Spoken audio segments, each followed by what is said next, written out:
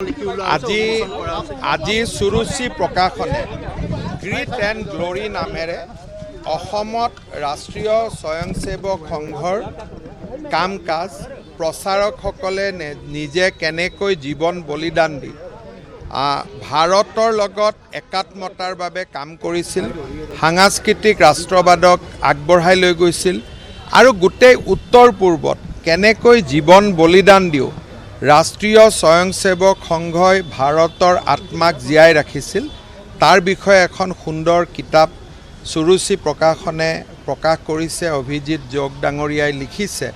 কিতাপখন পঢ়িব লাগে। মই অসমীয়াত অনুবাদ কৰাৰ কাৰণেও ৰিকুৱেষ্ট কৰিছোঁ আৰু এই কিতাপখনে নীৰৱে যিসকলে ইমান দিনে কাম কৰি গৈছিল তেওঁলোকক সন্মুখলৈকে লৈ অহাত সহায় কৰিব।